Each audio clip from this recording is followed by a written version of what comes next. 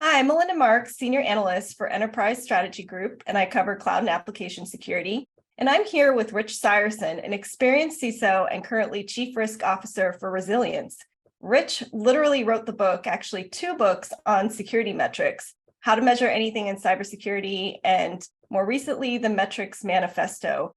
Rich, we worked together at Soluble. We had many conversations about a lot of security topics and challenges and opportunities, especially about the security challenges and opportunities with the move to cloud native development.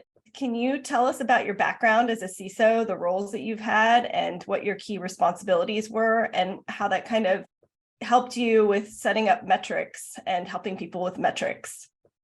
So my background as a CISO started just over 10 years ago at GE Healthcare. GE discovered both the cloud and the internet on the same day, and they decided that they wanted to have people who had a background in that, in my case also healthcare, to come in and work with engineers. Most of the engineers at GE Healthcare were doing physics and whatnot, but they were also now saying, hey, how can we take the telemetry from an X-ray or a CT, MRI, et cetera, and get it to the cloud, right? And from there, went to Twilio. They do communications over the cloud. And then from there, went to Lending Club, where I met my co-founder, Rob, and we started Soluble. And of course, Soluble got sold to Lacework. And that leads me to here, where I am now as a Chief Risk Officer at Resilience, which is a cyber insurance company. And, in your roles, you were responsible for managing security and really supporting secure digital transformation for these large enterprises. And when you were at Twilio, you had to adapt to cloud native development. Can you tell us a little bit about that kind of shift in technology and having to support that scale and how you had to adapt your approach? Sure. That was a real eye-opening experience. So at the time, and this was bragging rights for Twilio, they were doing, I think, 30,000 releases a year. So, really kind of relatively advanced at the time, CI/CD and whatnot, very cloud native. And the security industry hadn't really caught up to that yet. Meaning, how do you inject security in, as it were, in a way that's not disruptive to millions of developers? So how do you maintain value? Throughput, getting features out while reducing basically the likelihood of exploit that could lead to any sort of breach. And you used to use this really great analogy about race cars and how security has to get out of this mindset of we have to be the ones doing the security or the testing, where security teams are more like the pit crew getting ready for the developers who need to move fast in the race car. Can you talk a little bit about that? Yeah, there's just necessary things that need to happen to make sure the machine can go fast. The ethos or the approach or the mindset of security should be similar to the pit crew. Is like, we're going to do it in such a way that contributes to winning.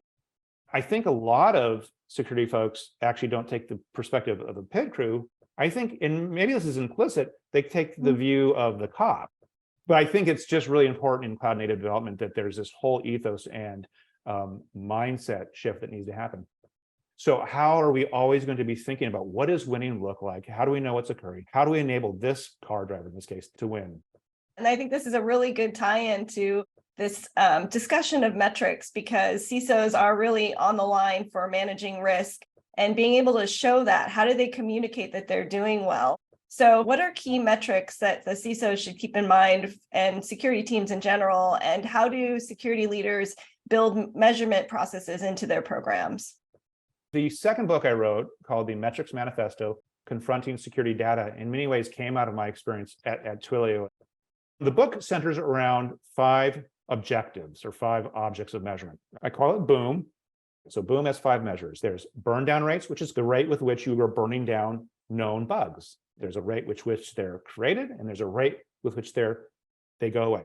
So like in January, if you found 100 bad things and you fix 50, you have a 50% burn down rate. But the idea is it's a cumulative measure. So you go on to the next month, let's say you found 100 more and you fix 30, you have an 80 over 200. So you actually roughly have 40% burn down rate. And the idea then is, of course, that you can set KPIs against your burn down rates to get better at this, right? But it's a mathematically unambiguous, empirical way of measuring a capability. But that's only one side of the coin. Then there's time to live. And in security, I think it was with Lockheed Martin, they were the first ones that started talking about dwell time. But the idea is you want to ask questions like this. 50% of the critical, remotely exploitable vulnerabilities are remediated or removed or eliminated within 30 days. 10% are removed within 90 days, and 1% are removed within 400 days. So I create 3 discrete buckets. Why does this matter? Bad guys like to attack the back of the herd, right? You think about that. When you have something that an older vulnerability that's exposed longer, you have more tactics and techniques for that vulnerability, and also you have more people who know about it. So now let's shift left. The first measure here is the arrival rate. What's the rate over time with which risk materializes? Then there's the inter-arrival rate. This is for measuring the average time between when the next thing shows up.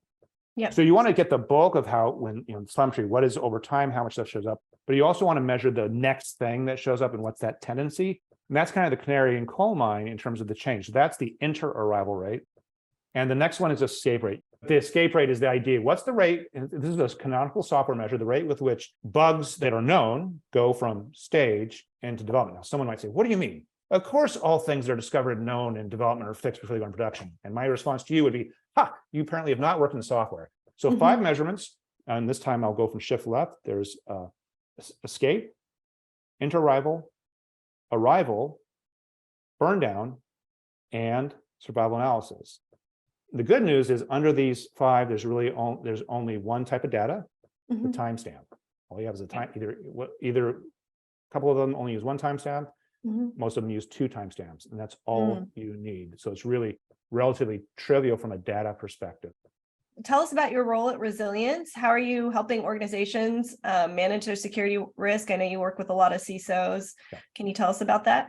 Sure. So was brought on to be the chief risk officer. I help security leaders and controllers and CFOs come up with economically efficient budgets to reduce both the likelihood of loss and the impact of loss.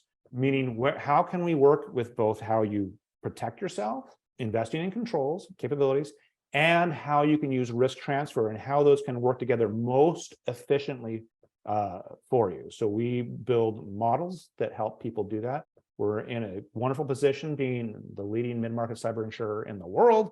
That is all I eat, live, and breathe. And this is what Resilience does as a business. I guess that's a shameless plug, but that's what I do. That's what my first book is really about, these sorts of models. I'm happy as a clam doing this sort of stuff. That's so great. Well, thank you again. And definitely for those watching, make sure you connect with Rich and read his books to learn more. Obviously, there's a lot of data and good stuff if you want to dig into metrics and be able to follow all those models. If you've watched our short video, be sure to check out the full video and podcast for a deep dive into these security metrics. Thanks for watching, and we'll see you again next time.